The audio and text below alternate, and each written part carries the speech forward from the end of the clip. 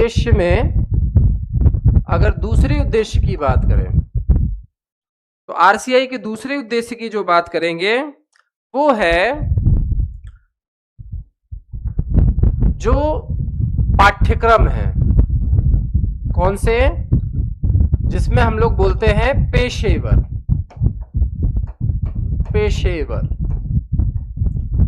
जैसे पेशेवर शब्द का अर्थ हुआ वो विभिन्न प्रकार के व्यावसायिक लोग जो दिव्यांगता के क्षेत्र से जुड़े हुए कार्यों में अपनी भागीदारी निभाते हैं। जैसे अगर विशेष शिक्षा के क्षेत्र में बात करें तो हमारे विशेष शिक्षा के अंतर्गत दिए जाने वाले डिग्री, डिप्लोमा, मास्टर जो भी लोग हैं वो एक पेशेवर के रूप में समाज में विशेष शिक्षक के रूप में कार्यरत होते हैं। ऐसे ही कोई फिजियोथेरेपी का कोर्स किया है, कोई ऑक्यूपेशनल थेरेपी व्यावसायिक चिकित्सा का कोर्स किया है, किसी ने स्पीच थेरेपी में बैचलर या डिप्लोमा या मास्टर किया हुआ है, तो किसी ने साइकोलॉजी के फील्ड में मतलब मनोविज्ञान के फील्ड में अपना डिप्लोमा, मास्टर या बैचलर कर रखा है, क्लिनिकल साइकोलॉजी। तो ऐसे लोगों के लिए पेशेवर लोगों को ये क्या करते हैं, मानकीकृत पेशेवर लोगों को, सबसे पहले पेशेवर लोगों को इनसे संबंधित, जो पेशेवर लोगों से संबंधित पाठ्यक्रम, पहले बात पाठ्यक्रम का मतलब कि जितने भी सिलेबस का डिजाइनिंग है, कल भी मैंने इसके बारे में डिस्कशन किया था आप लोगों से कि जो भी पाठ्यक्रम का डिजाइन है, पाठ्यक्रम में किन किन चीजों का समावेशन होगा, कौन कौन सी वो बिंदुएं हैं जिनके बारे में किसी भी पर्टिकुलर पाठ्यक्रम में पढ़ाई किया जाएगा। तो ये पाठ्यक्रम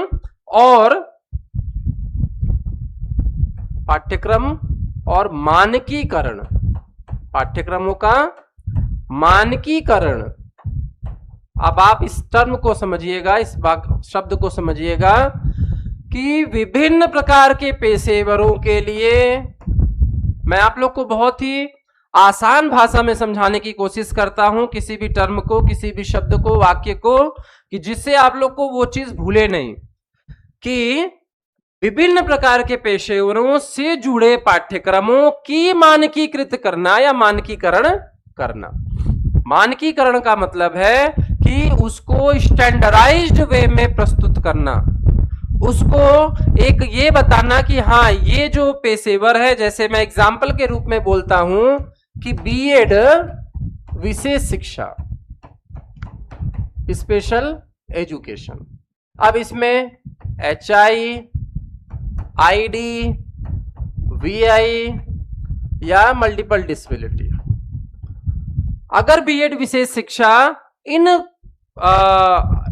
स्ट्रीम में हमने किया है, हियरिंग इंपेयरमेंट में किया या इंटेलेक्चुअल डिसेबिलिटी में किया या विजुअल इंपेयरमेंट में किया या मल्टीपल डिसेबिलिटी में किया, किसी भी प्रकार की स्ट्रीम में हमने बीएड स्पेशल एजुकेशन किया, तो इसकी जो पाठ्यक्रम का जो डिजाइनिंग है, पाठ्यक्रम का जो डिजाइन है कौन तैयार कर रहा है, आरसीआई तैयार कर रहा है। आरसीआई पाठ्यक्रम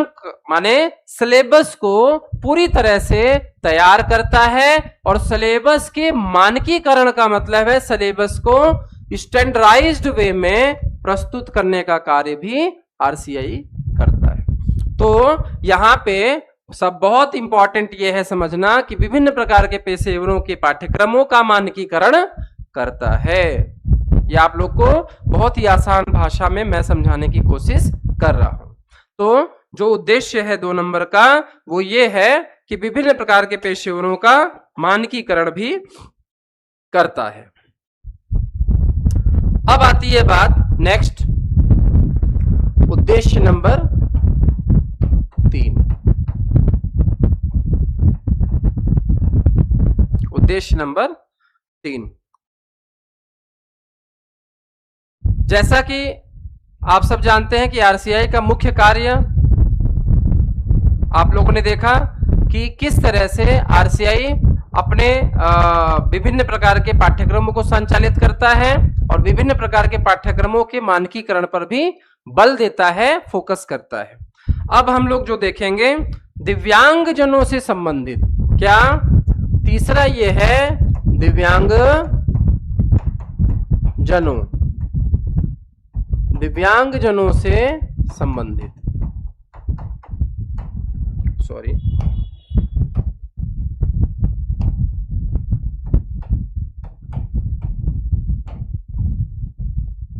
दिव्यांग जनों से संबंधित विभिन्न श्रेणियों, विभिन्न श्रेणियों,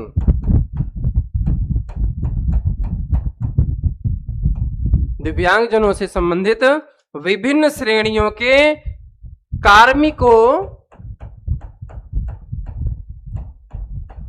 अब कार्मिकों जो शब्द है इसी को पेशेवर भी कहते हैं, पेशेवरों,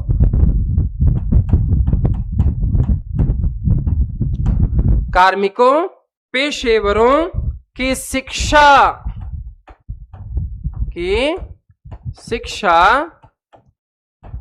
एवं प्रशिक्षण, क्या लिखा? दिव्यांग जनों से संबंधित विभिन्न श्रेणियों, विभिन्न श्रेणियों, मैंने अभी इसी के पहले जस्ट आपको बताया विभिन्न श्रेणी का अर्थ क्या है। विभिन्न श्रेणी का अर्थ ये कि बीएड हमने अलग अलग श्रेणी में किया, स्ट्रीम में किया, हमने एचआई के लिए किया, किसी ने इंटेलेक्चुअल डिसेबिलिटी के लिए किया, किसी ने विजुअल इंपेयरमेंट के लिए किया, या बीएड ही नहीं करके डिप्लोमा किया, डीएचएलएस हियरिंग एंड लैंग्वेज स्पीच में किया, डीएचएलएस ना करके बीएसएलपी किया, एमएसएलपी किया। मैंने आप लोग को कई उदाहरण से समझा दिया कि विभिन्न प्रकार की जो श्रेणी है, जो पेशेवरों के लिए श्रेणी बनाई गई है कि हम किस चीज को चुने, कैसे हम अगर विशेष शिक्षक बनना तो कौन सा पाठ्यक्रम चुने, हमें अगर स्पीच थेरेपिस्ट बनना है तो कौन सा पाठ्यक्रम चुने, हमें अगर ऑडियोलॉजिस्ट बनना है तो कौन सा पाठ्यक्रम चुने, हमें अगर फिजियोथेरेपिस्ट बनना है तो कौन सा पाठ्यक्रम चुने। तो यहाँ पे पूरी तरह से एक श्रेणी डिवाइड किया हुआ है, अलग अलग प्रकार के श्रेणियों का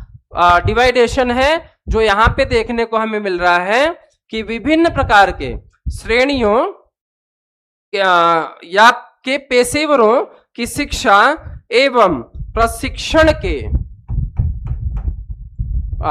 प्रशिक्षण, विभिन्न प्रकार के कार्मिकों श्रेणी के शिक्षा के न्यूनतम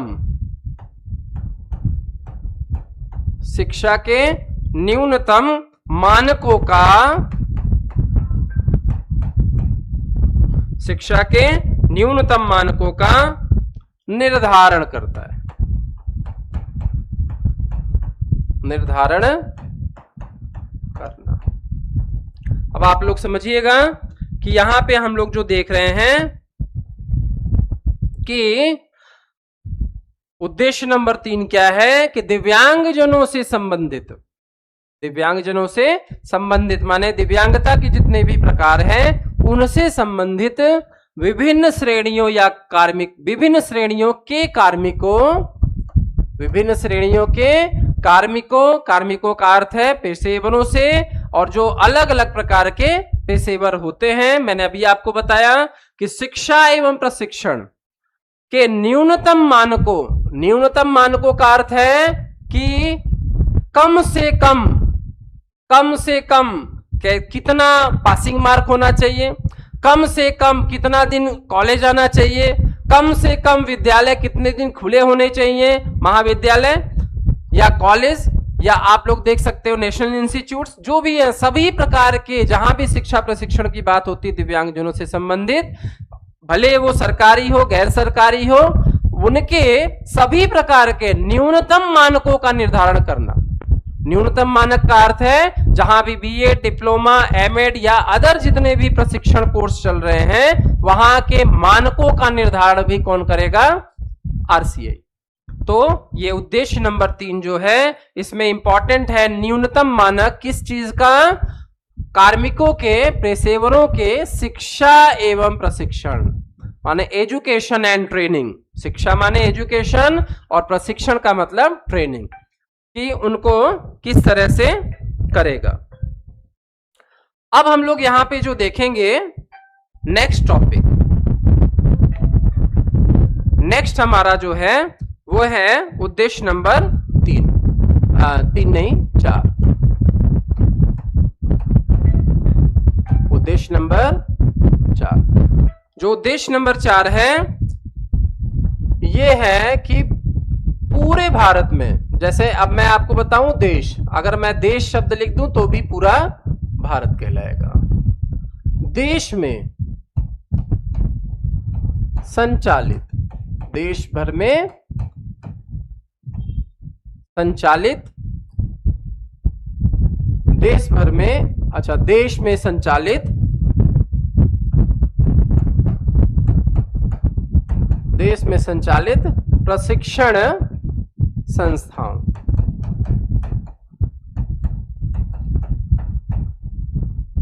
देश में संचालित प्रशिक्षण संस्थाओं के मानकों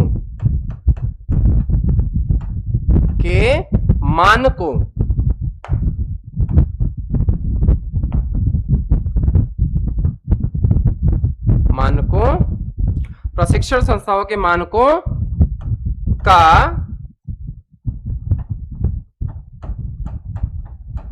विनिमय करता है,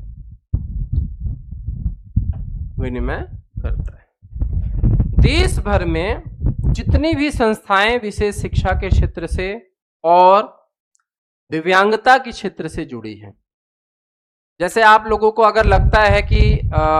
इन कोर्सेज के अलावा, जैसे हम लोगों ने बीएड, एमएड और डिप्लोमा के अलावा कोई भी कोर्स आरसीआई से मान्यता नहीं है, तो आप लोग आरसीआई की वेबसाइट से जाके आप लोग सर्च भी कर सकते हैं कि बहुत सारे ऐसे यूनिवर्सिटीज हैं, बहुत सारे ऐसे संस्थान हैं जिन्होंने आज तक डिप्लोमा या बीएड या एमएड प्रकार की कोर्सेज रन नहीं की। उन्होंने सिर्फ रिहेबिलिटेशन कोर्सेज को रन किया। जैसे अगर उन्होंने सिर्फ साइकोलॉजी, क्लिनिकल साइकोलॉजी में अगर उन्होंने कोई बीएससी एमएससी कुछ चला रहे हैं तो उनको भी आरसीआई मान्यता देती है और उनको भी आरसीआई प्रशिक्षण संस्थाओं में काउंट करती है। तो आप समझिए मैंने यहाँ पे क्या शब्द बोला कि जितने भी प्रकार के कोर्सेज चलते हैं आरसीआई से एफिलिएटेड, उनके प्रशिक्षण संस्थाओं, जो भी प्रशिक्षण संस्था भारत में रन हो रही है,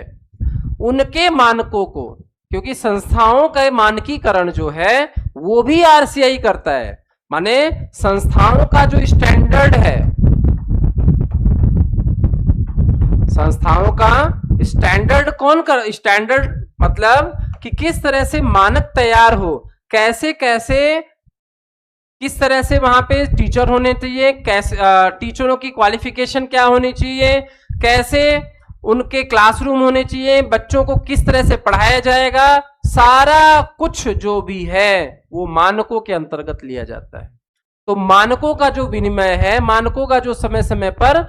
समझौता है, लेन देन है या बताना है, वो भी आरसीआई समय समय पर करती है। तो इसके उद्देश्य में शामिल है कि आरसीआई देश में सभी प्रशिक्षण संस्थाओं में मानकों का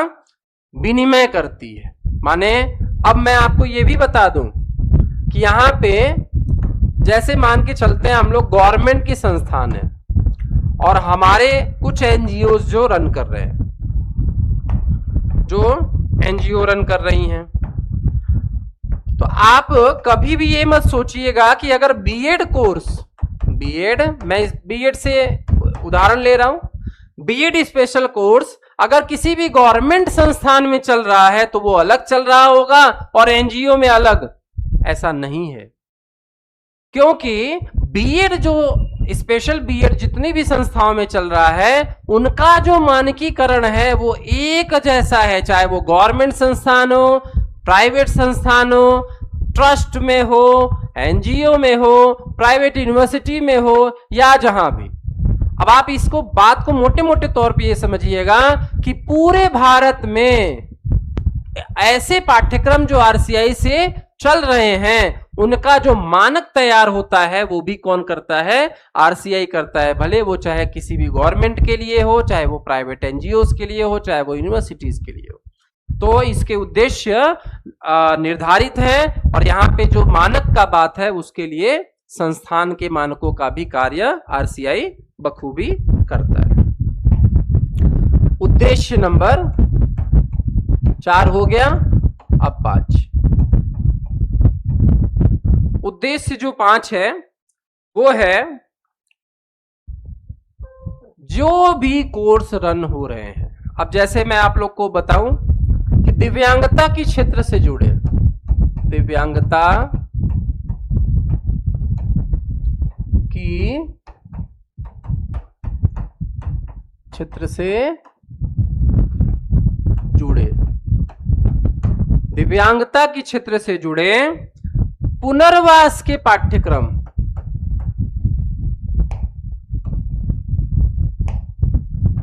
पुनर्वास के पाठ्यक्रम,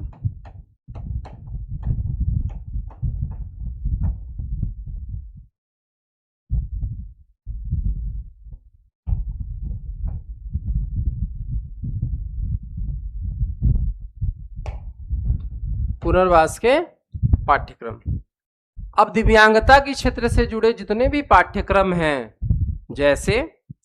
मैं बड़े से छोटे की तरफ चलते हैं हम लोग, क्योंकि छोटे से बड़े भी चल सकते हैं, बड़े से छोटे भी चल सकते हैं, इसमें कोई भी ऐसा नहीं है। आजकल का नया स्टैंडर्ड फॉलो लोग करते हैं कि बड़े से छोटे की तरफ चलते हैं। पाठ्यक्रम जैसे, चलिए मैं छोटे से चलता हूं, अगर आप लोग को कंफ्यूजन होगा तो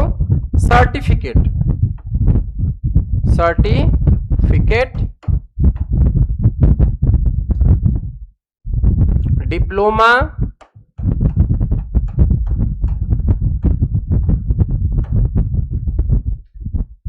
स्नातक, स्नातक को बैचलर कहते हैं, मास्टर को परास्नातक, मास्टर को परास्नातक। सर्टिफिकेट, सर्टिफिकेट का मतलब, जैसे अगर मैं आप लोग को बोलूं कि आजकल सर्टिफिकेट का जैसे 6 महीने और 3 महीने की कुछ सर्टिफिकेट प्रोग्राम्स आरसीआई ने रन किया, जिसको करने के बाद 100 पॉइंट फ्री हो गया। जो सीआरई करते हैं हम लोग 100 पॉइंट गेन करते हैं, 5 साल का वेट करते हैं, अब 7 साल का हो गया, ये भी हम आगे देखेंगे। लेकिन इनके लिए अगर आप लोग को देखना, जैसे यूपी गवर्नमेंट ने अभी पोस्ट निकाला था, जो जितने भी पुराने कार्यरत हैं जो एसएसए के थ्रू लगे थे, और जो लोग इंटीनरेंट टीचर बोले जाते हैं, आईटी टीचर बोले जाते हैं, जो विशेष शिक्षक के रूप में लगे थे, उनको परमानेंट करने का प्रक्रिया चल रहा है। कुछ परमानेंट हो भी चुके 400 के समथिंग, अब कुछ लोग और चल रहे हैं यूपी गवर्नमेंट में, बिहार गवर्नमेंट में, जहां जहां ये इंटीनरेंट टीचर थे। अब इनके पास अगर मान के चलिए सीआरआर सर्टिफिकेट का पंजीकरण बहुत लोग करा लेते हैं, लेकिन उसको रिन्यूअल नहीं कराते, भूल जाते हैं, कामों में भूल जाते हैं, या उसको मानते नहीं है। तो सर्टिफिकेट अगर मान लीजिए नहीं है और तुरंत ज्वाइनिंग करना है और उनको चाहिए, तो इस रूप में उनके पास अगर ये भी सर्टिफिकेट है, 6 महीने 3 महीने का कोई भी सर्टिफिकेट कोर्स है, जैसे केयर गिवर सर्टिफिकेट कोर्स हो सकता है, या अदर सर्टिफिकेट के कई सारे सर्टिफिकेट के कोर्स आरसीआई रन करती है, ऐसे सर्टिफिकेट हैं तो भी 100 पॉइंट मिलता है। तो सर्टिफिकेट हुआ, डिप्लोमा आप सब जानते हो, डीएड स्पेशल एजुकेशन है, डीएचएलएस कोर्स है, और बहुत सारे कोर्सेज हैं जो डिप्लोमा में रन होते हैं। स्नातक में जैसे बीएड स्पेशल एजुकेशन है, ऐसे बीओटी और बीएमटी, बीएसएलपी, ये सारे बैचलर टाइप के कोर्स स्नातक में आ जाते हैं। परा स्नातक में आप सब जानते हैं, और ये सब प्रोफेशनल कोर्सेज है। परा स्नातक में क्या आ जाते हैं, अपने मास्टर लेवल के जितने भी कोर्सेज हैं, मास्टर लेवल के जितने भी प्रोग्राम्स हैं, और इसके बाद आता है पीजी डिप्लोमा। पीजी डिप्लोमा का मतलब होता है कि